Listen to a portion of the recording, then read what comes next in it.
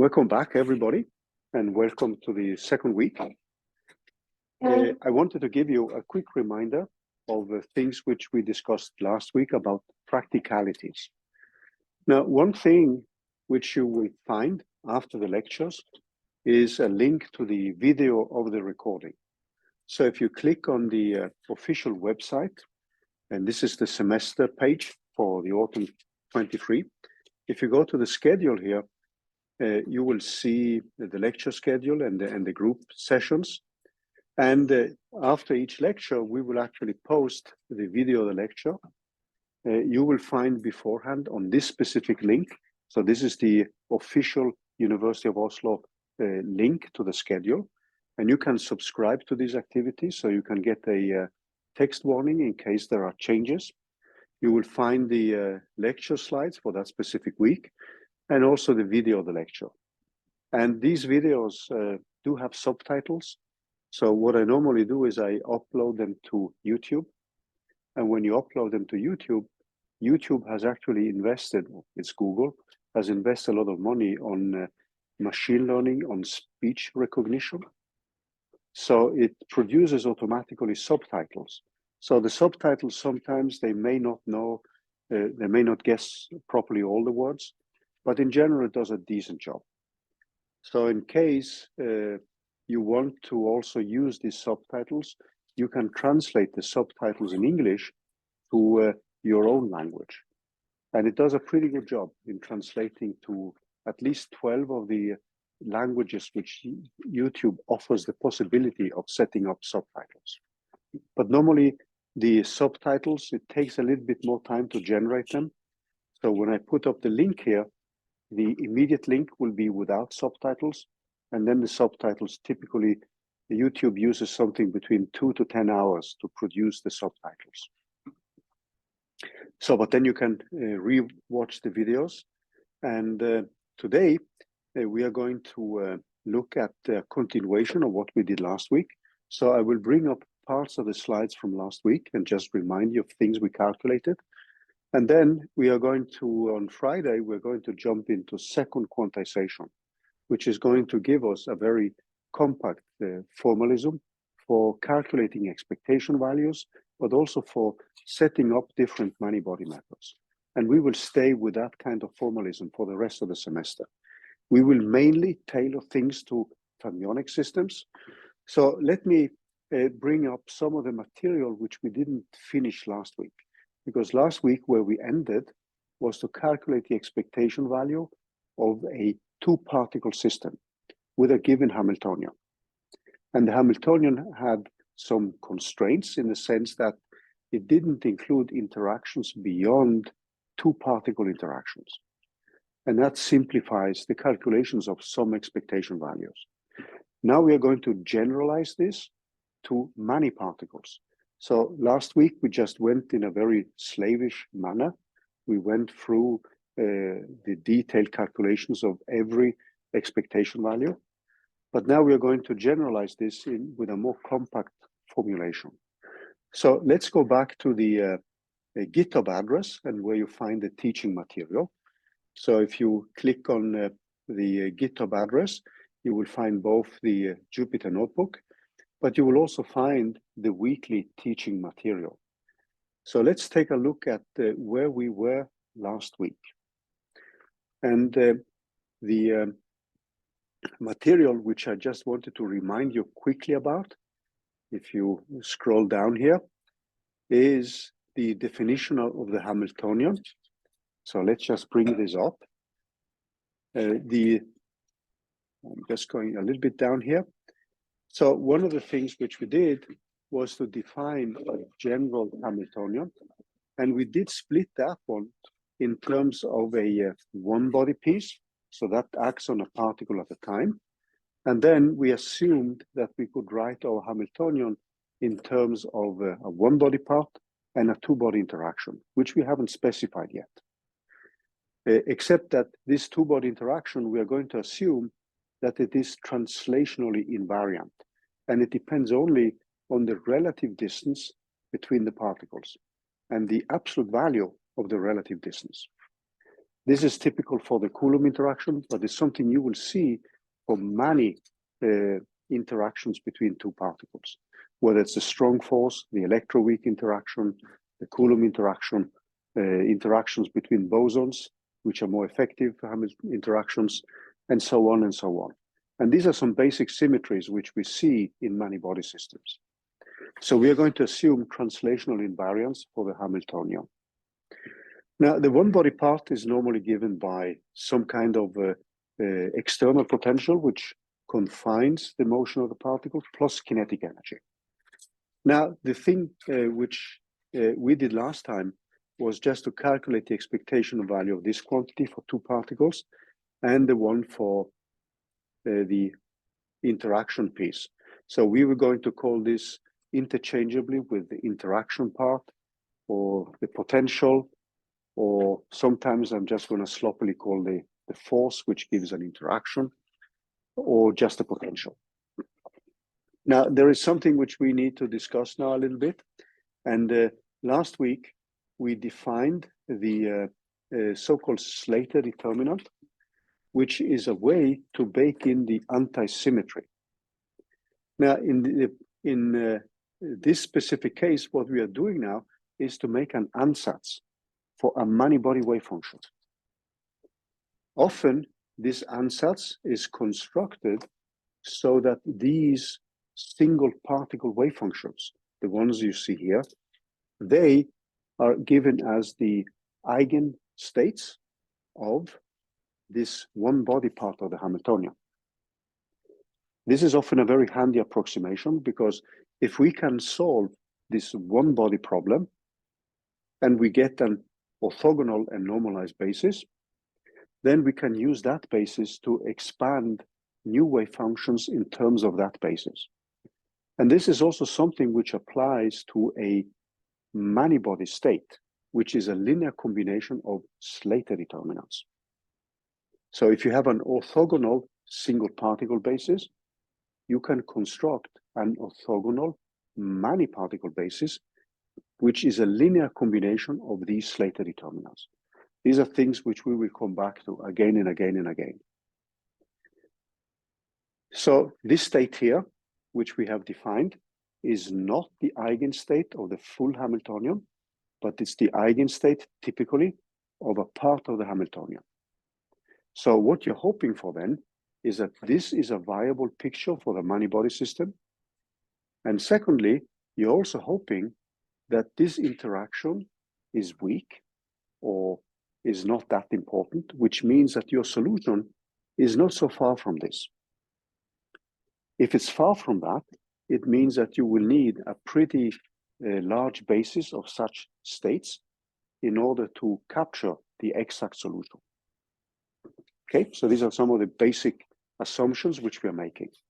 And since we will mainly focus on fermions, it means that we will start with an ansatz where we assume that the system can be described by this determinant, which is a way to bake in the antisymmetry. And we know that if we interchange two particles here, that is the same as interchanging two columns here. So each column represents a given particle. And then when we interchange the columns, that changes the sign. And that's what we have for a fermionic system, that if you interchange two particles, this eigenvalue beta, which you see in this equation here, is equal to -1 when we interchange the particles.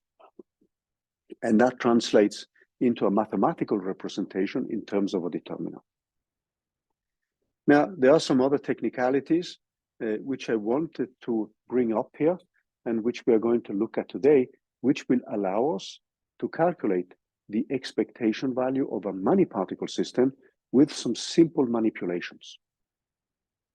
So one of the things we need then is to rewrite this Slater determinant or determinant in a more compact way. So if you have a given determinant like this, you can rewrite it in a compact way like this, where this P here is a permutation which permutes the column indices, 1, 2, 3. So it takes into account all possible permutations you can make. So if you look at this example which follows here in terms of a 2x2 determinant, this gives you the spirit of what happens here. So this sum runs over all permutations. In the first exercise set, which we're going to look at tomorrow, we are going to calculate a 3x3 determinant.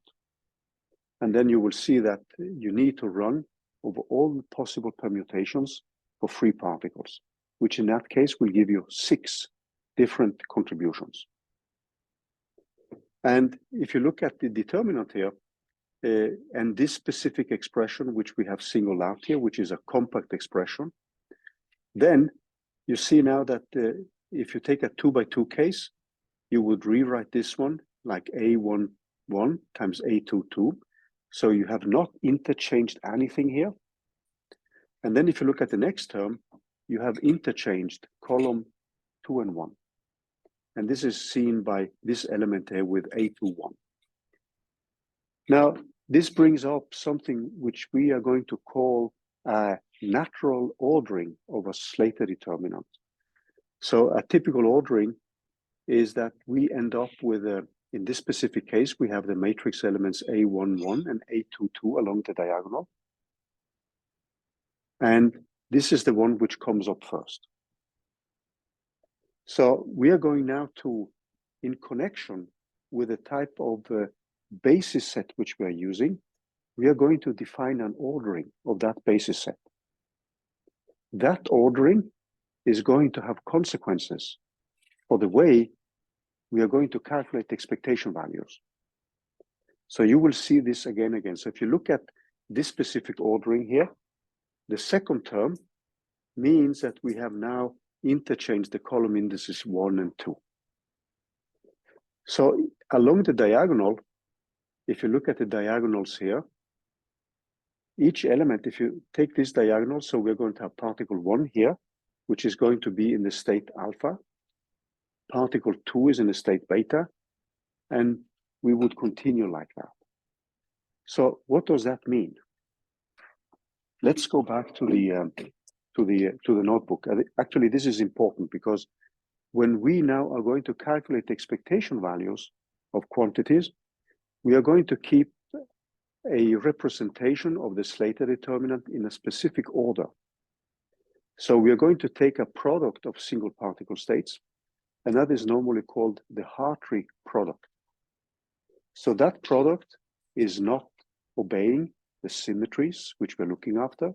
So if it had been bosons, it's not going to be symmetric under the interchange of particles, and it's not going to be antisymmetric in case we have fermions. But it gives us a way by which we are going to order a many-body state. And then when we calculate expectation values, we want to bring everything back to that specific ordering. So let's take a closer look at that. And then we switch to the whiteboard.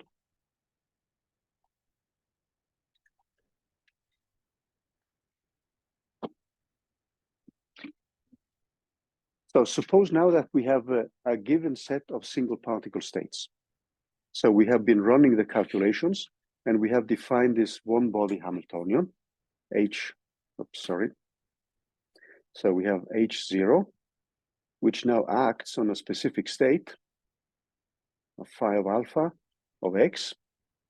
And this has an eigenvalue, epsilon alpha, and psi alpha of x. So these are eigenstates of the one body Hamiltonian. It could be just kinetic energy, and then the eigenstates will be plane waves, or it could be a harmonic oscillator potential together with the kinetic energy. So that would be harmonic oscillator wave functions. It could be a Coulomb type of interaction that could give you something like a hydrogen-like wave functions, or it could just be a numerical solution to a problem like with a box potential.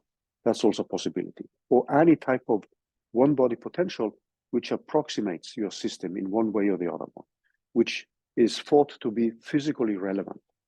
Now, when you have this basis set, so we could now say that these quantum numbers, they run from 0, 1, 2, and in principle, it runs up to infinity. Now, for us, that means the following. We are typically going then to have some kind of hierarchy, and the traditional hierarchy which is chosen is one which follows the energies of the system. So you will have an energy, if we now take the harmonic oscillator, and I'm going to abbreviate HO here with harmonic oscillator. So the harmonic oscillator has an eigenstate, H omega, and then if we are in 2 dimensions, so this is a 2-dim harmonic oscillator, then there are going to be quantum numbers nx alpha plus ny alpha plus 1. So these are the energies. And it's common then to simply order these states according to the eigenenergies of the system. That's one way of doing it. And one reason why you do that is that these eigenenergies, the unperturbed one, if you place all the particles in the lowest lying states, they are going to give you something which can be close to the ground state energy. So if you just fill all the lowest lying states. So if we now take a state here, which we're going to call alpha equal to 0, so we will have some quantum numbers nx alpha 0, and here, and then ny 0. So these would be one state, and then we have further states up here, and this just goes up to some final state here. So we would call this a phi alpha x equal to a phi 0x. That would be the first state. And this 0 here points to the specific quantum numbers nx and ny, or other quantum numbers which are needed to define that specific state. And here I have omitted spin. But you can add spin to it as well. So that means that alpha then would also include the quantum numbers of spin and spin projection. So here I would have alpha equal to 1. So this would be a state phi 1 of x. And then I have an alpha equal 2 here. So I would have phi 2 of x. And this would just continue up to, in principle, infinity. But we are going to put a cutoff, which is a dimensionality of the problem. And we define that as a d. And since we start with 0, this becomes d minus 1. And that will be the final state which we have in our system. And this is d minus 1 of x. And they point to specific quantum numbers. And typically what we end up doing now is that we make an ansatz for the ground state. And that ansatz for the ground state, since these are fermions, that defines what is called the Fermi level. So we call this a Fermi level. And we would typically now fill up these states with a fermion till the Fermi level. So we can have 10 particles, then we need 10 single particle levels. Remember that these are fermions, so we cannot have more than one particle in each slot here. Because the consequence of the Pauly principle, which says that the total wave function has to be antisymmetric, when we break down the Pauly principle into a single particle basis, the consequence of the antisymmetry is that no particle can occupy more than just one state. So that's a consequence of the antisymmetry requirement. When you break it down in terms of single particle wave functions. So if you didn't do that, then you would simply require that the total wave function should be antisymmetric. So this fact that you cannot have more than one fermion in one slot is a consequence of the antisymmetry. It's not the Pauly principle, it's a consequence of the Pauly principle. So you would fill this up in this specific way. And this kind of basis, which I've chosen now, defines what you would call a natural ordering. So what you could assume next now is that you assume that your wave function for the ground state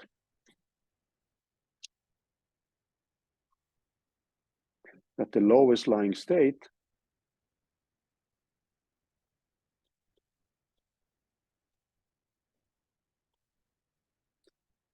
which we call phi 0, so uppercase letters. So that contains the quantum numbers x1, x2, up to some xn, the number of particles which we have. And then we have the quantum numbers. So these quantum numbers are now given by alpha 0, alpha 1, up to this alpha, and then we are filling up these states, alpha n minus 1. And we could assume that this is now the product of these single particle states. So that means that we would have a phi alpha 0, and then we have particle 1 here. We have phi alpha 1, x2, so that's particle 2 here. And then we move up all the way up to phi alpha of n minus 1. Since I'm starting my counting at 0, I have to put n minus 1. And this is x of n. Now, this wave function is just a product of the single particle states. And this defines my ordering. But this is not the wave function which obeys the symmetry we want to have.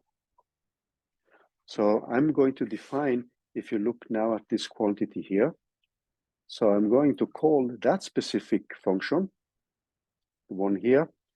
This has often a name in the literature, and it's called phi of h. And then it has all these other quantum numbers, the positions, and up to alpha 0, and etc. And this is normally called the Heartrate product.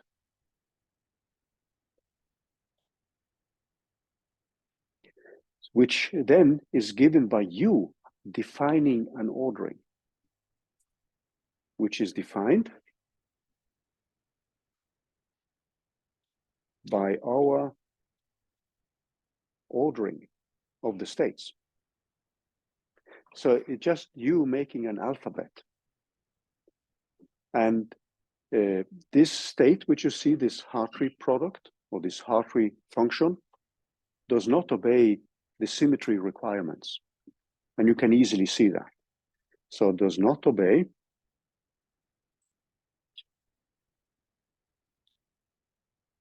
the symmetry requirements. But it provides a handy way to represent the way we are going to do the permutations of particles. So if we now go back to that Slater determinant, which we put up, you will now see that this specific way of making the ordering according to the single particle energies is something which now, when we are going to put that back into a Slater determinant, so let's move back to the slides again from last week. You will see now that the wave function which we have set up, that follows an ordering where these elements, which we call the Heartrate product, they are given by the matrix or the state functions along the diagonal.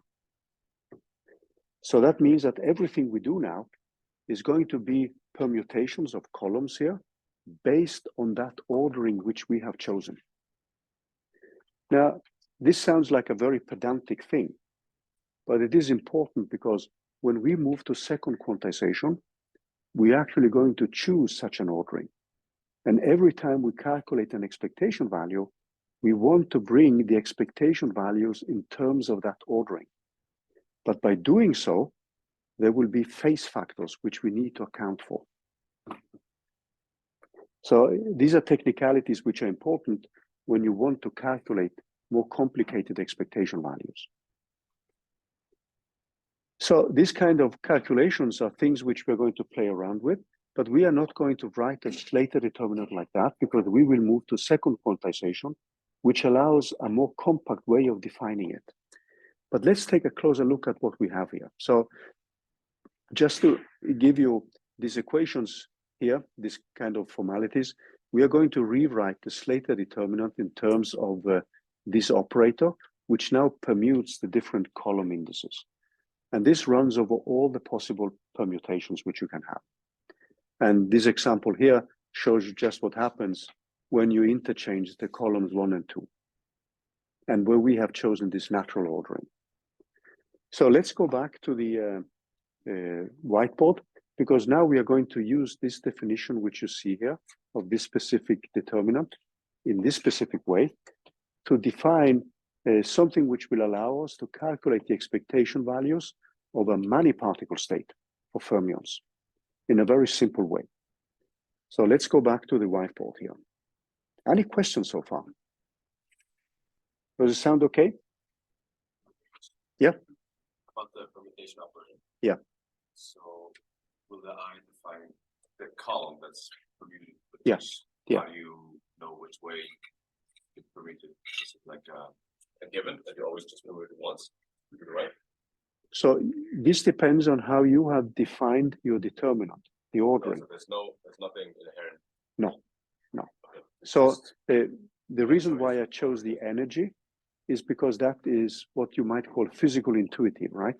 When I'm setting up the matrix elements along the diagonal of the determinant. And then you will see that you have this ordering. If we go back to the whiteboard, so let's do that. So when you look at this way of ordering your data, what you will see then, if you take this kind of ordering, it follows naturally then to think of you placing a particle in alpha equals 0, alpha equal 1, etc., etc. So the energy ordering is a natural way of setting up the diagonal matrix elements, but you could have chosen any one. So you're not hindered by that. But that's a physically natural way of doing that, because the ground state energy of a system, in case the interaction is weak, will often be then dominated by this ansatz where you fill all the lowest lying states up to the Fermi level. That will often be a dominating part of the total contribution to the energy. Okay, so let's move on a little bit. So what we are going to do now is to introduce, and I need my cheat sheet here. I remember what I wanted to say. So what we are going to do now is to calculate the expectation value for a many-body particle, the many-body system.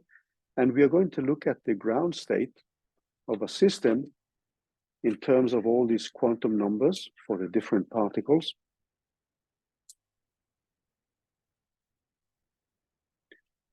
And then we have alpha 0 up to some alpha of n minus 1. These are the quantum numbers. And this is going to be given by a Slater determinant. So the total number of permutations is n factorial. And the total wave function, this ansatz, this is not the exact wave function, is going to be given by these columns with a particle 1 in the first column. So I'm using the columns to label the particle states. And then I have the quantum numbers which they can occupy, which are then given by the rows of this matrix. And then I would have a similar one for alpha 0 of x2. And this goes up to phi of alpha 0 of xn. And this goes all the way down here. I'm just putting dots here because you see the pattern here. Now, with that specific compact notation which we had, we can actually rewrite this in terms of 1 over the square root of n. And then we have the sum over all these permutations. So we start with 0 permutations. And then we run up to the possible number of ways we can permute the system. And then we have a minus p. So when we interchange columns 1 and 2, we have a minus factor, or the indices there. So that gives minus p. And now I have to be a little bit careful because I need to define this operator. So when I put a hat on top of it, this is an operator. So it's not the same as p, which sums over all the possible permutations which we have. And then this can then set up all the permutations. And we are going to write that out in terms of this natural ordering, which we have chosen, where we now look at the diagonal matrix elements. And if you go back to this 2 by 2 example, you can see that the second term is the case where you interchange columns 1 and 2. So now we would have a phi alpha 1 with x2 here, and this goes all the way up to phi of alpha n minus 1 of xn. So this is a more compact way of actually writing out this type of state, and you will see why this is beneficial. In the first exercise tomorrow, you're actually going to do this for a 3x3 determinant, and then just write it out, and then you can see that this kind of compact notation here is correct and gives you the right determinant. So let's look a little bit more at these details here. So what we can do now is to define a new operator, which I'm going to call the antisymmetrization operator. Antisymmetrization operator.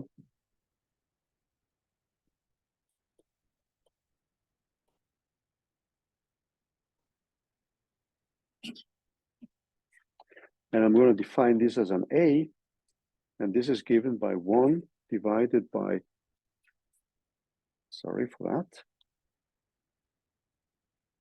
1 divided by the number of particles with a factorial. And then it simply contains the sum of all the permutations, this little p, and then it has minus 1 to the power of p, and then I have the operator p here. If I do that, then I can rewrite this determinant in terms of a much more compact way. But one thing which is also important to see now is that this operator a squared is equal to just a. And you can see that quickly if you now take 2 particles only. So if you look at n equal 2, you can convince yourself that this gives you the same operator if you square it. So let's look at that immediately, so that I can convince you, at least for the 2x2 case. So in that specific case, what I'm going to have now, if I do that, I will have that this operator a is equal to 1 divided by 2. And then in the first case, I have no permutation. So the first element is just 1. And then the next one, I'm performing 1 permutation. So I get a minus. And I'm going to write this as a P1, 2. So that interchanges columns 1 and 2. Okay? So this is what it looks like. Now, if I square it, if I take a squared, what I'm going to get is 1 divided by 4. And then I have 1. And this is an operator. So this is P1, 2. And then I have 1 minus P1, 2, the operator. And then what I get now is 1 divided by 4. I have 1. And then I get minus 2 times P1, 2 here. And then I have plus P1, 2 squared. So what does P1, 2 squared give us?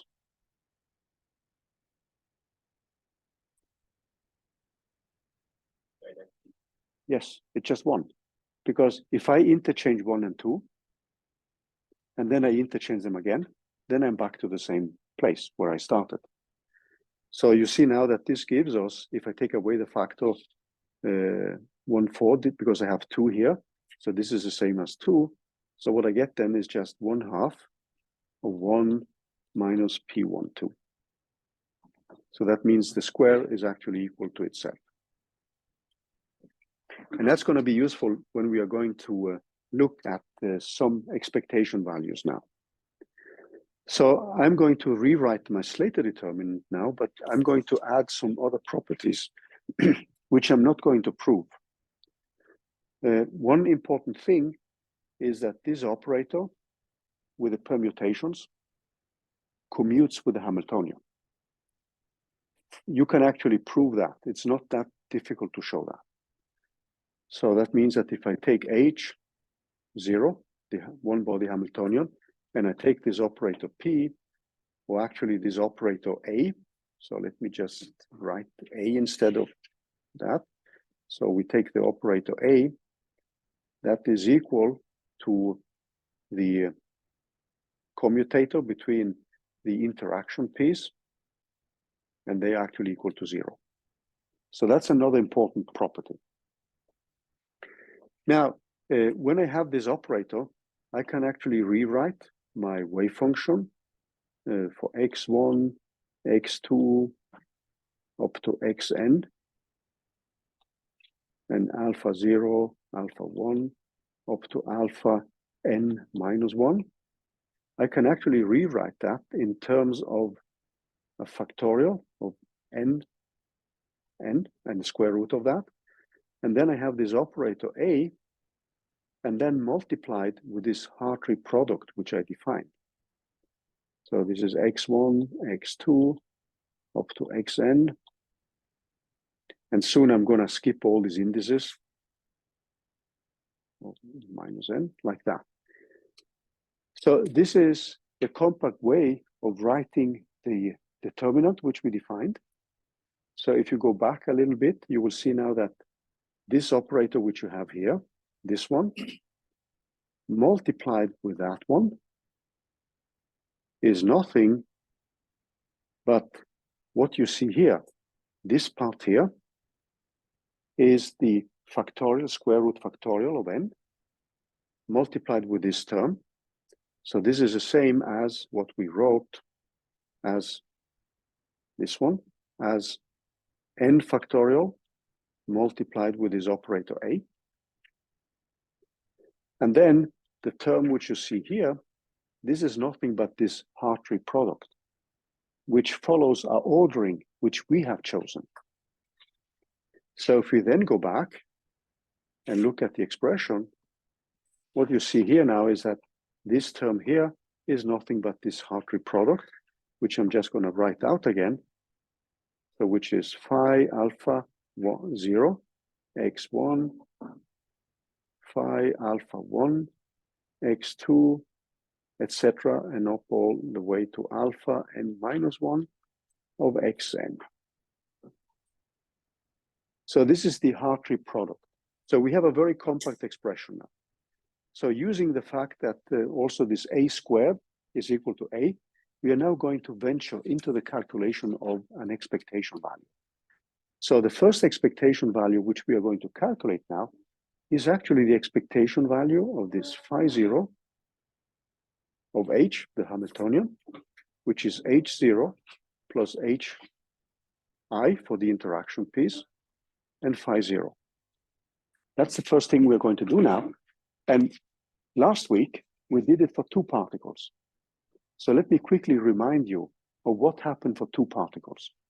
So last week, and then we went through this term by term. So last week, we calculated, we did n equal to 2 there. So let's now look at what happens when we had just remind ourselves of the expression for n equal to 2, because we are going to use these expressions again and again. So let's now bring up what we did last week. So what we found last week is that we had this phi 0 for n equal to 2, and then we had the term h0. And we had made again this assumption that the single particle states which we had are the eigenstates of this single particle operator h0. And when we did that, we got that this was when we now filled the states into the lowest lying single particle states. This was given by epsilon alpha 0 plus epsilon of alpha 1. And then we had this ansatz that this Heartrate state is given by phi alpha 0 x1 and phi alpha 1 of x2. And this could now be a state, according to this listing which we have, where we have alpha 0, alpha 1, and we have 1 particle here and 1 particle here. And then we made this as an ansatz. These states could be degenerate if we add spin. So if we add spin, then you could think of alpha 0. So if we just have this as a small digression, if we take spin, and now we are picking spin equal to a half, if we do that, then alpha 0 would now be the state with spin up, could be, and then it could be the state with spin down. So I could have alpha 0 as one slot and alpha 1 as the other slot. And each one of these slots points to specific quantum numbers. So this could be the orbital momentum, the angular momentum, etc., etc. This depends on the type of physical system you're looking at. So this is the type of Heartrate function you would get for two particles. And it's natural to assume that the states are in these, or the particles are in these lowest line states. If you take the helium atom, then these alpha 0 and alpha 1 would translate into the hydrogen type orbitals 1s with spin up and spin down. These are just examples where we now are breaking down things in terms of specific cases. So we found that we had assumed in that case that H0 of X acting on one of these states, alpha y, was given by some alpha y, epsilon alpha y, multiplied with that state. So this is an assumption we are making, and I skipped the X dependence here, just for simplicity. So sometimes we just skip the X dependence in the function, in the state phi, simply due to notational economy. Okay, the other thing which we found was that the expectation value of this specific state for the interacting piece, which was given by a two-body interaction only, was now given by two integrals. And it was given by the integral over dx1, dx2, and then I had a phi alpha 1, and I'm skipping the X dependence. I hope that's okay, okay? So I had that term, and then I had an alpha 0 and alpha 1. I have an interaction piece, which I haven't specified, which depends on x1 and x2. And this was multiplied with phi of alpha 0 multiplied with phi alpha 1. That was one of the integrals. And we labeled this, or we gave it the notation alpha 0, alpha 1 of V, and this is an operator of alpha 0, alpha 1. So this was one of the terms, and then we had minus, and we called this the direct term.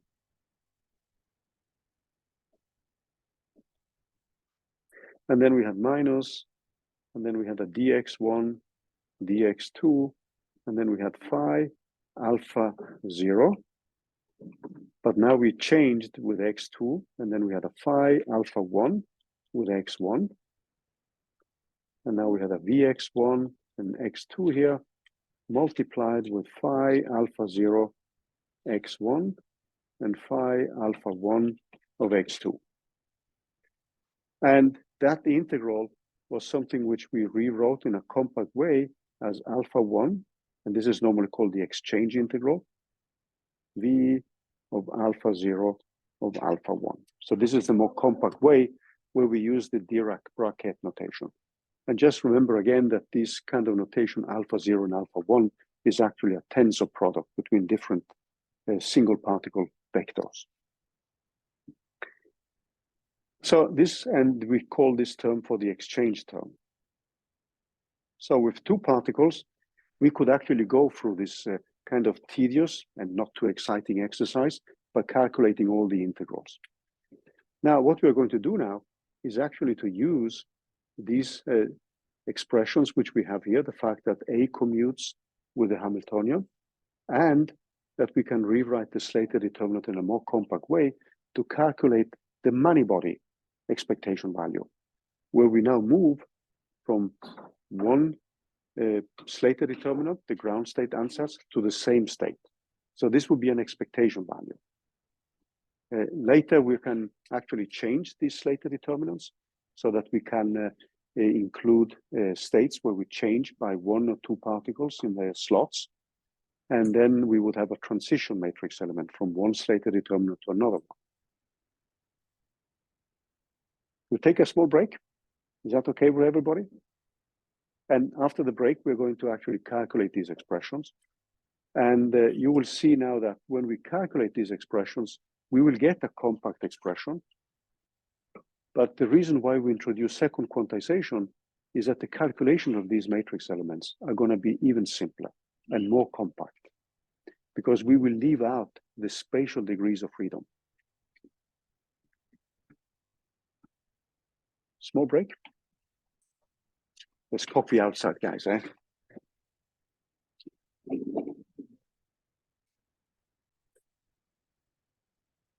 So the reason why I'm putting this emphasis between the single particle basis and the representations which we're going to make is because in many of the systems we are got to apply this type of many-body formalism to, what happens is that an ansatz like the one you see here in terms of this Slater determinant can often have a very large overlap with the exact solution to the problem. And that means that a single particle basis is a very good way to approximate a physical system. The real wave function may not look like the product of single particle states, but it's a very good representation. This is the model which we are making of a physical system.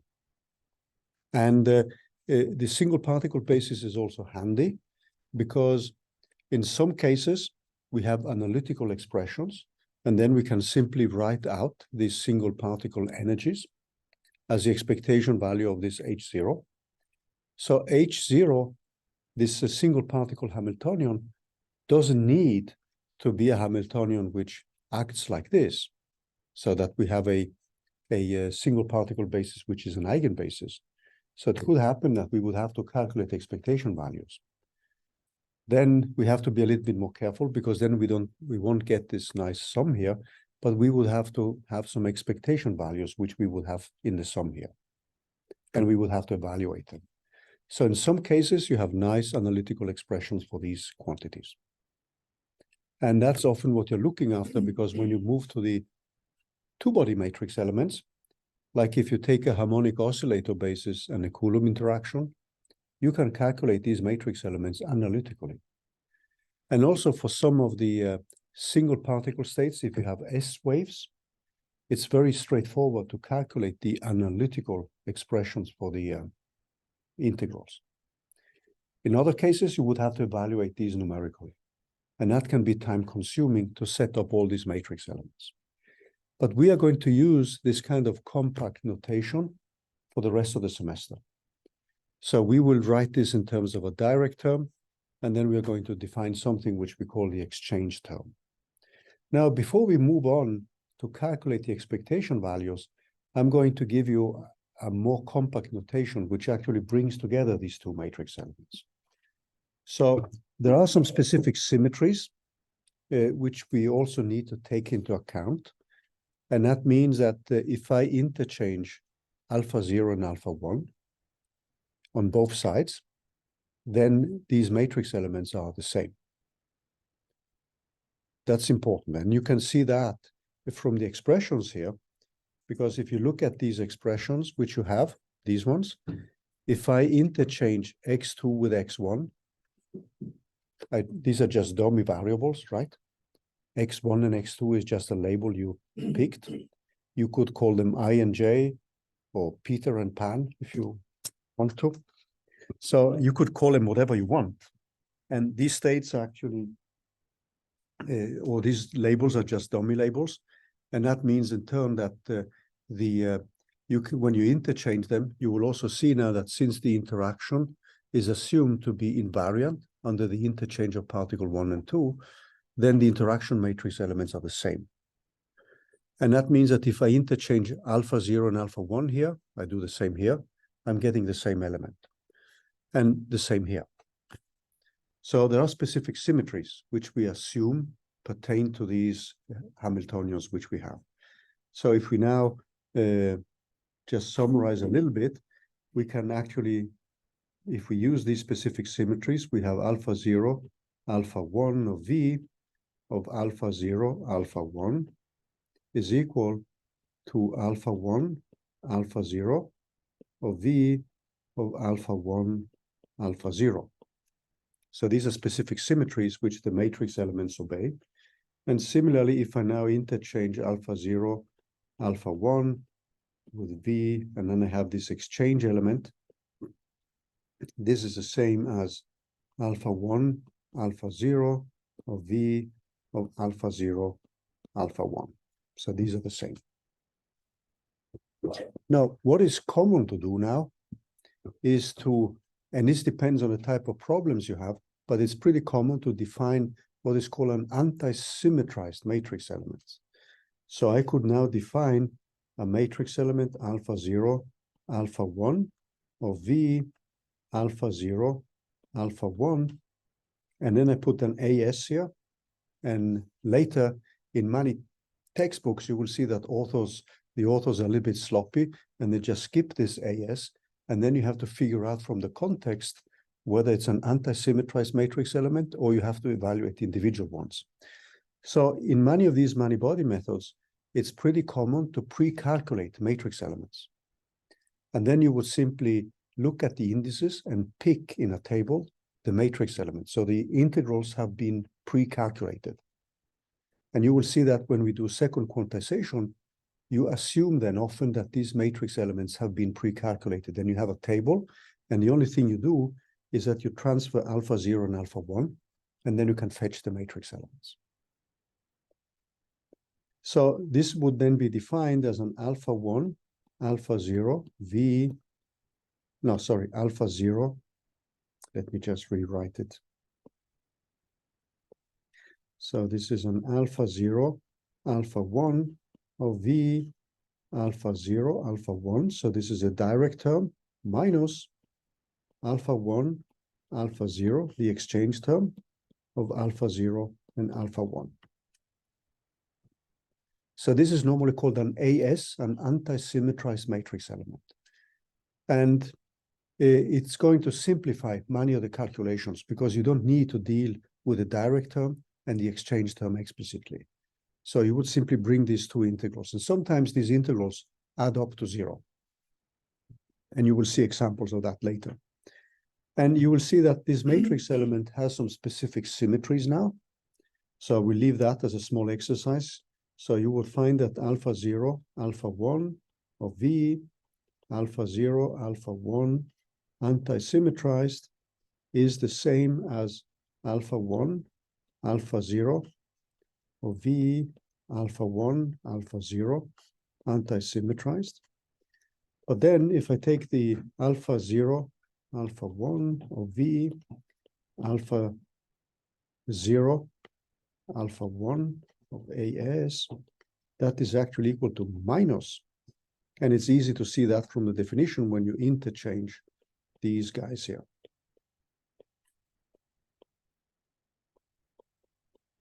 And this is antisymmetrized.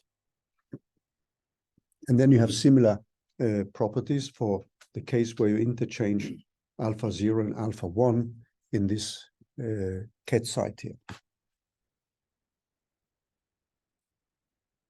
So we are going to use that kind of notation. What we are going to do now is actually to calculate the matrix elements using this operator A, which we defined before the break, and this Heartrate representation of the Slater determinant. So let's now go back to the many-body state, which we have, this phi 0. And now we want to calculate the integral. And this is a multidimensional integral, which where this d tau here is actually a dx1, dx2, up to dxn. So this is a multidimensional integral. And then I have my state phi 0, and this is the complex conjugate. And then I multiply with h0. So I'm going to calculate this specific expectation value first. And this phi 0 is the operator which we wrote out. And we can rewrite this one in terms of the following. So we had this number of particles and with the factorial. And then we have an integral where we now have an integral of phi, and we get this state, the Heartrate state, the Heartrate product. And this is multiplied with this operator A. This operator A is Hermitian. So when we take the transposition of it and the complex conjugation, it gives back the same operator. And then we have H0 multiplied with A, and then it's multiplied with this. So I'm writing this out in a more compact way now, because I want to avoid all the different particle positions and quantum numbers, etc. This is just notational and economy. So I've suppressed all the X's and blah, blah. Okay, so what I know is that these matrix elements commute. And what I can do now is can interchange this one with H0 times A, because they commute. And then if you now look at H, the next step, so this is step 1, and step 2 is just to recognize that A squared is equal to A, because I'm going to have A times A. So that just gives us back A. So what that gives us when we do that is simply n factorial. And now we have this product state, which doesn't have any antisymmetry. So that's just a simple product of single particle wave functions. And then I have my operator H. And then I multiply this with A times this phi of H and D of tau.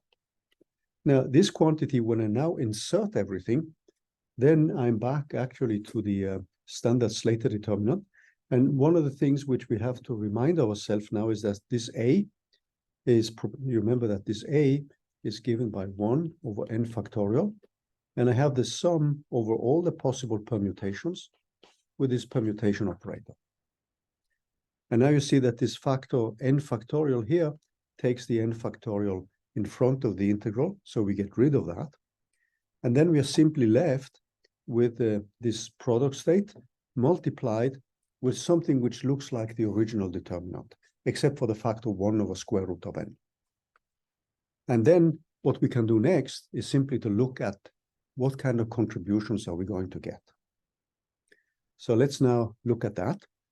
So we take that form and we rewrite this now in more detail.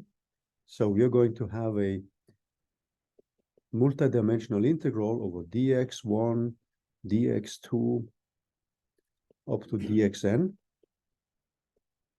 And then I'm going to have this product of single particle states. So I'm going to have alpha 0, x1, complex conjugate, and this goes up to all alpha n minus 1 of xn, complex conjugate. And this is now multiplied with a sum over all the single particle operators which act on a particle at a time. And this is now given by h0, x1 plus h0, x2, etc., up to h0 of x of n. And this now multiplies with that specific part of the Slater determinant, which does not include 1 over the square root of n. So this has now a sum over all the possible permutations, and then a minus 1 p, and then the permutation operator, which simply runs over all the permutations of two particles. And then what we have is simply this product state, alpha 0, phi alpha 1, and this is x1, x2, and all the way up to phi alpha n minus 1 of xn. So this is the equation in full detail. And I have to run over these permutations. Now, this is something now, because we have everything here in terms of this product state. And this acts on a particle at a time. So if you look at the first term will act on this term and on that term, right? Now, what happens if I do 0 permutations, then it's just going to be given by the Heartrate product multiplied with the Heartrate product, and then a sum of these operators. then I have 0 permutations. And each one of the terms which comes from this one will just produce a single particle energy. That is 0 permutations, right? So what we have assumed is that H0 acting on this phi of alpha is epsilon alpha of phi alpha. So this is an assumption we have made. Now, if I do P equals 0, no permutations,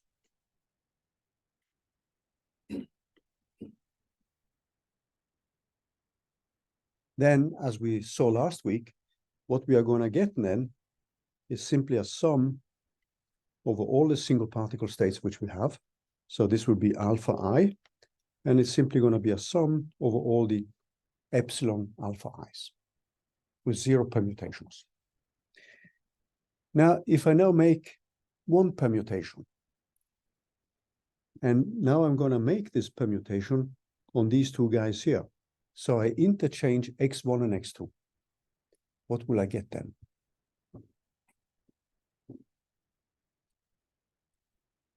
Yeah.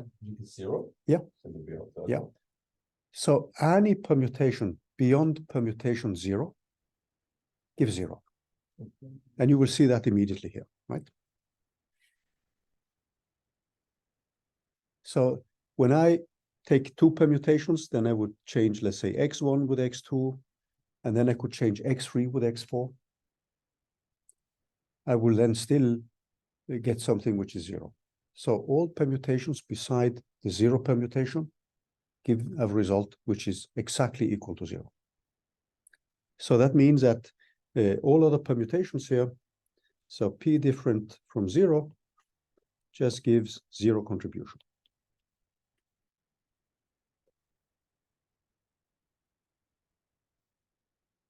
If I have assumed a single particle basis which is orthogonal. Now comes a very interesting thing, because we can generalize this to another type of matrix elements, or we have an expectation value where you go from the same state to the same state, but we can look at a transition from, let's say, phi 0 to another state. And suppose now that we make a transition to a state which we go from phi 0 to a state which we call phi 1, where now the single particle state, the only thing which has happened here is that phi alpha 0 has changed for x1, changes to a phi, an excited state of alpha of n of x1. So this would be the same as us when we now look at these single particle states which we have up to the Fermi level. So this is our Fermi level. Then there is a state alpha 0, and all these are filled. Okay. And these states are now filled here up to alpha n minus 1. This is our state phi 0.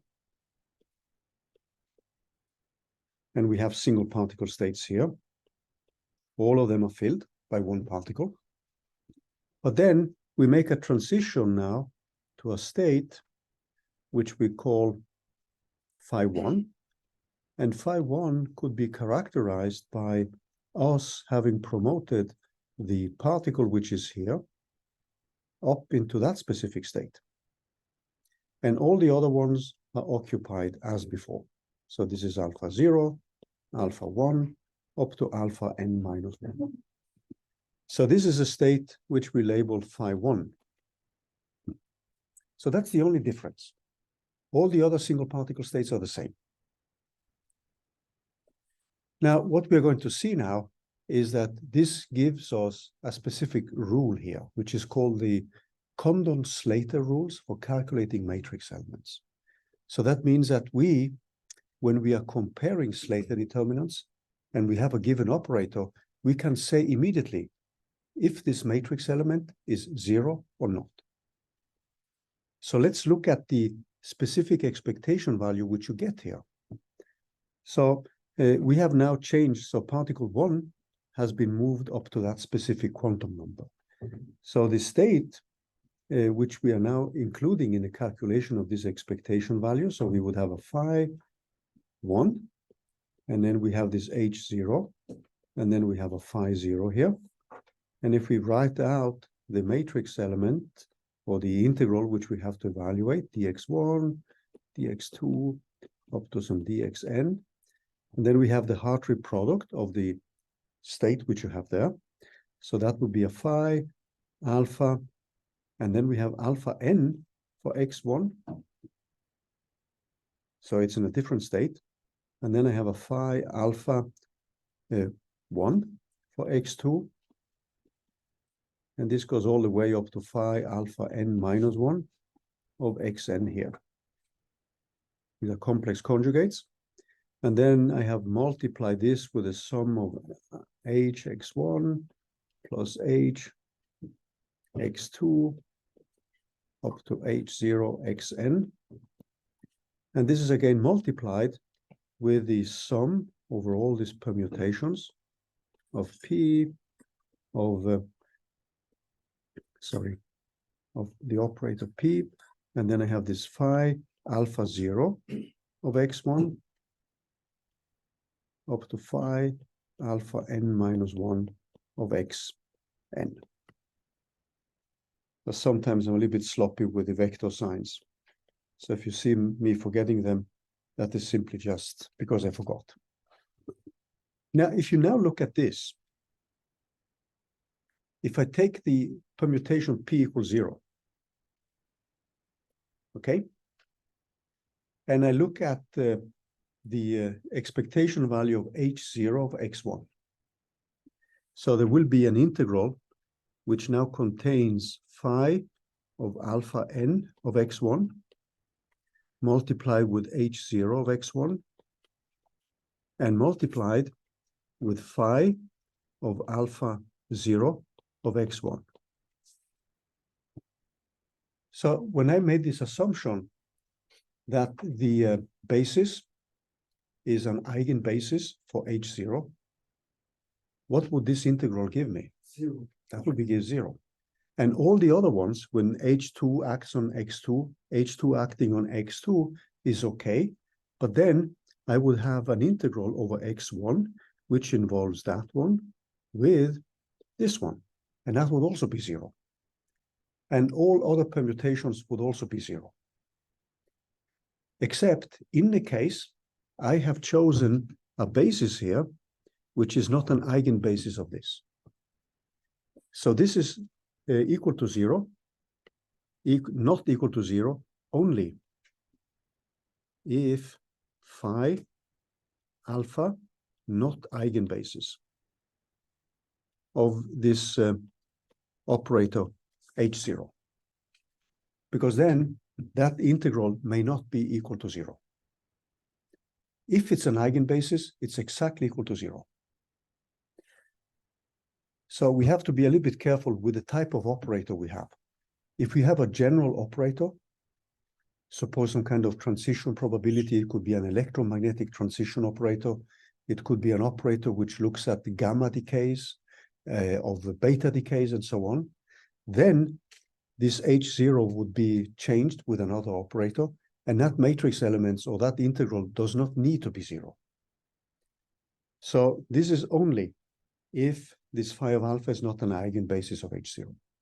If it is, it's exactly equal to 0.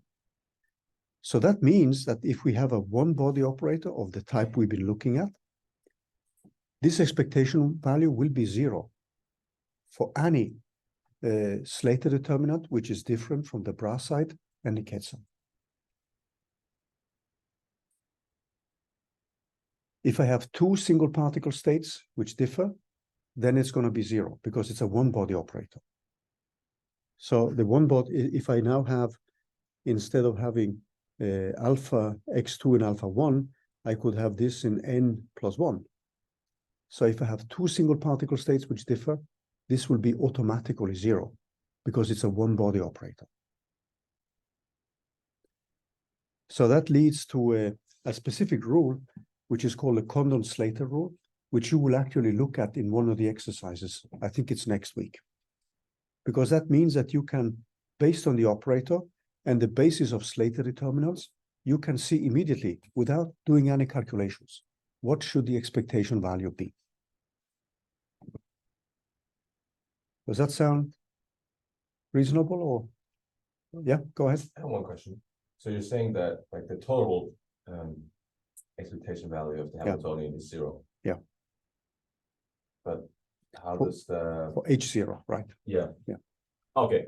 So just the small H0. Just not the, H0. Yeah. Okay, then If you have I a understand. if you have a two-body operator, then you would have to evaluate integrals involving two particles, and then it's not 0.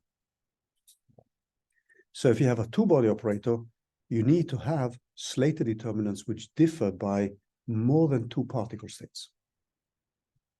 If you have that, then the matrix element will be 0, and we will see that shortly now. So with a one-body operator, you can get at most a contribution from a Slater determinant, which differs by at most 1 single particle state. So let's summarize that. So with a one-body operator,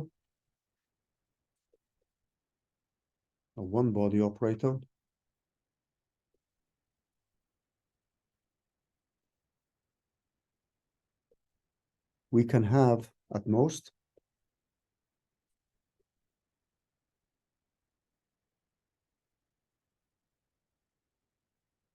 a Slater determinant and an SD for Slater determinant, which differs by 1 single particle state.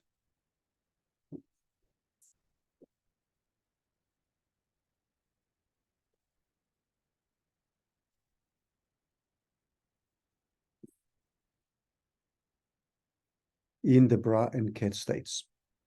In the bra and ket states.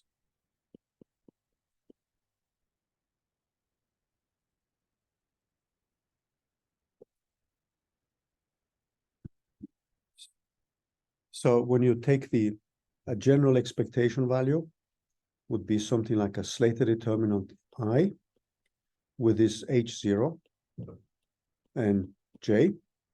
So these two states, I and J, cannot differ by more than 1 single particle state. And in order for that to be different, then different from 0, then what you need is that this matrix element you see here is not 0. That's the only possibility. If you want that specific matrix element here to be non-zero. And if it differs by 2 or more, it's 0 automatically. Yeah. If, regardless of yeah.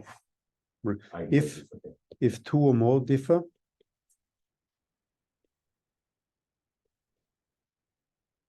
then it's automatically 0. Then 0.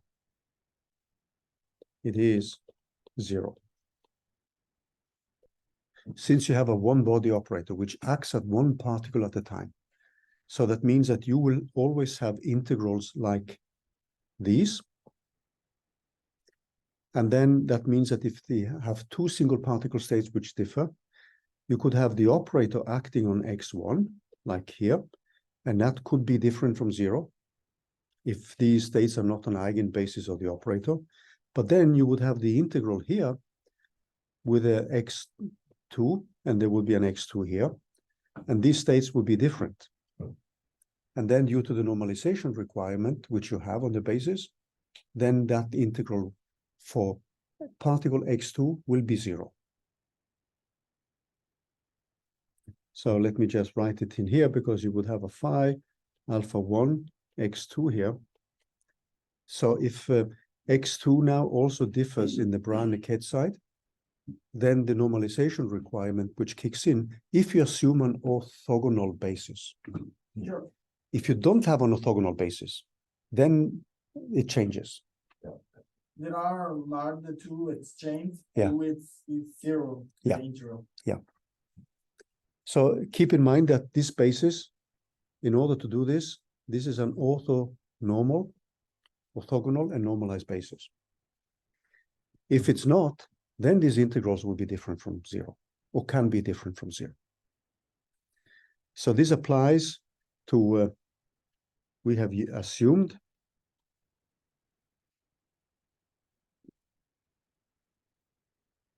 an ONB single particle basis.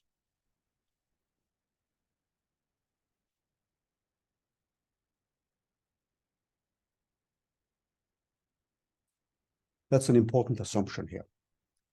And we will always do that because we will use that as an ansatz in order to expand many-body states in terms of a single particle basis, which is orthogonal and normalized.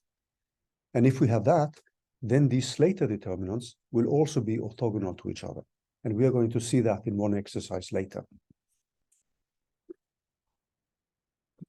Okay, so the final thing which we have now is to calculate the two-body expectation value. And that's going to also give us some rules.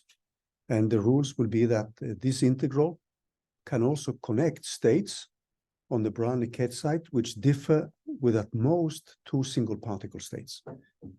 If you have three particle states which differ, then on the Brown-Niket side, then these integral will also be zero. And this is a very useful thing if you want to set up a table of many-body matrix elements, because then you can actually just look at the Slater determinants on the Brown-Niket side. And then you can, by looking at which states are occupied or not, you can immediately say if this matrix element has to be zero or not. So that's extremely useful. So let's calculate the two-body part. So what we do now is to take this two-body part.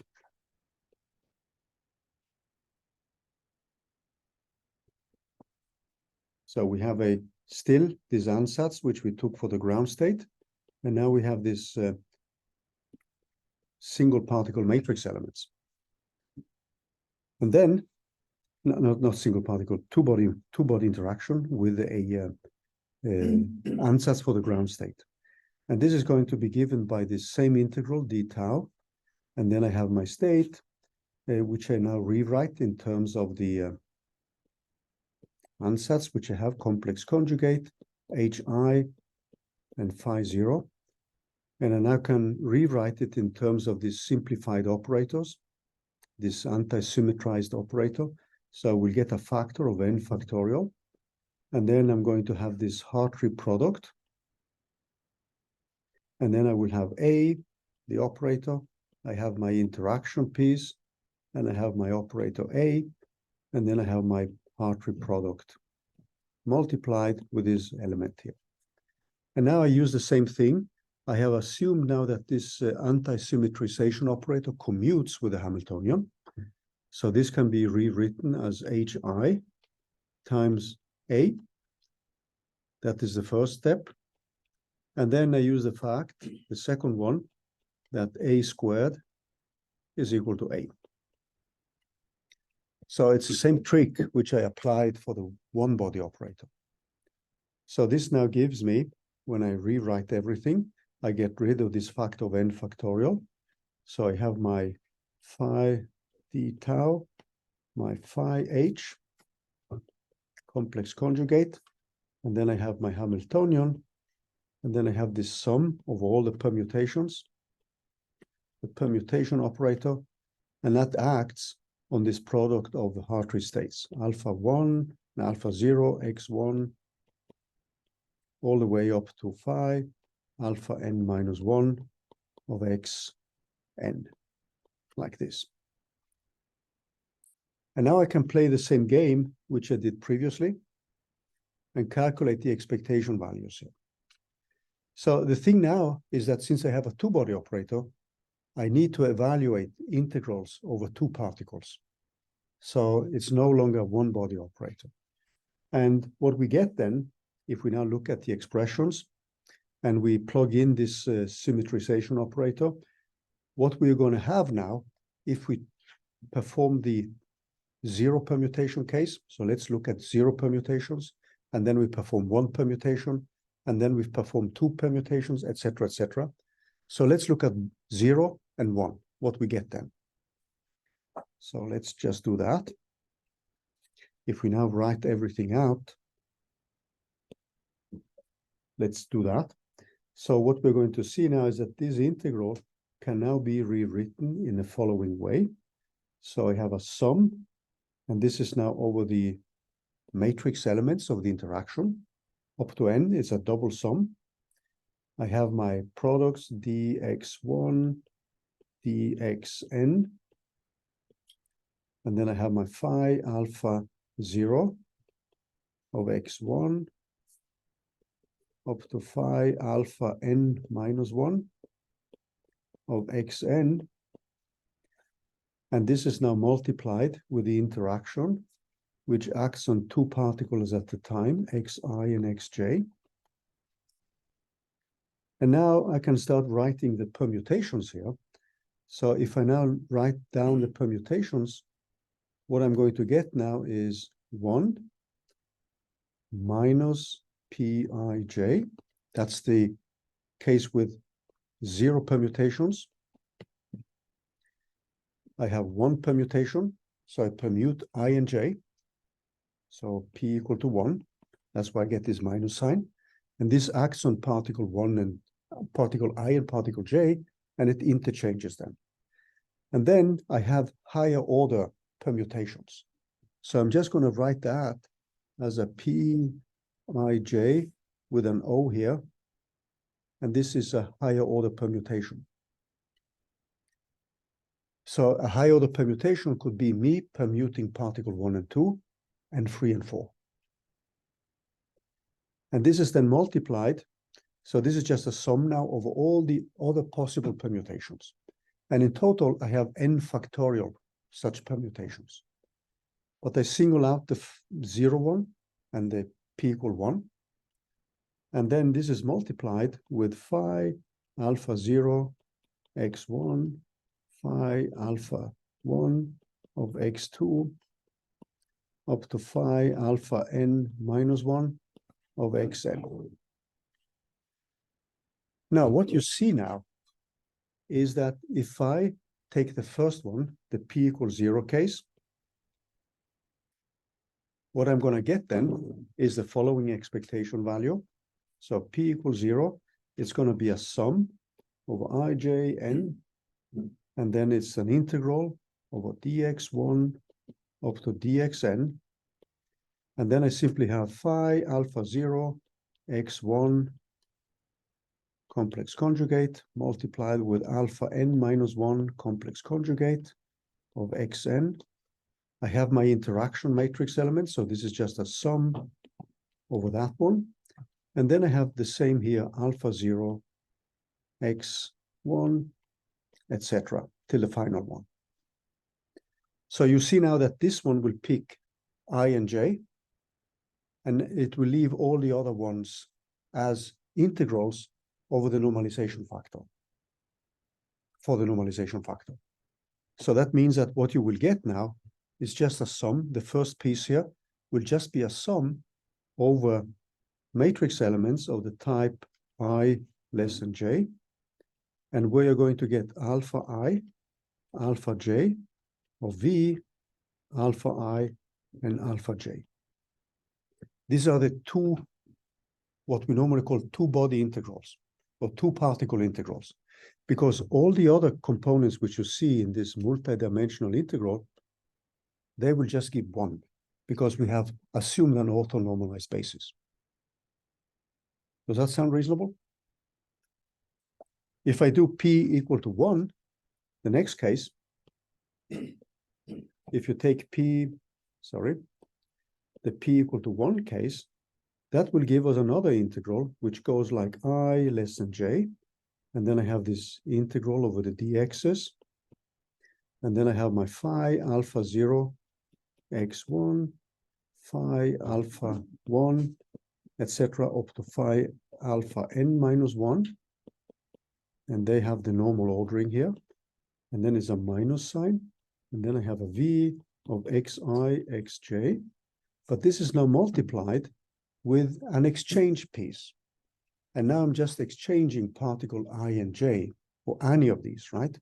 So that means that I'm going to have something like phi alpha 0, no, phi alpha of x1. So let me just take that one away of alpha. And then in here, I'm going to exchange phi alpha I, and I get an xj. This is multiplied with phi dot dots alpha j, which now has interchange particle in the position xi and xj. And finally, this goes up all the way to alpha n minus 1. So what you're going to get now is just you picking out this term and that term, and you will have the exchange one. All the other pieces will just give the standard normalization integral, which is equal to 1. So this term here is going to be equal to minus and a sum over this I less than j's, and then I'm going to have alpha I, alpha j, v, alpha j, alpha I. Now, what we will show tomorrow, because we're going to stop here, is that tomorrow we will show that all the other permutations are going to give us 0. And you can easily see that, because if you permute I and j, and then you have a new permutation of particle, let's say k and l, that will change these single particle states, and there will be a normalization integral, which will then vanish. And we're going to see that tomorrow. So the answer is actually this term, which you see here, this term, sorry, this term here, and then this term here, the direct term and the exchange term. And then we have a compact expression for the expectation value of this ansatz for the Slater determinant and the ground state. So I'm going to stop the recording here.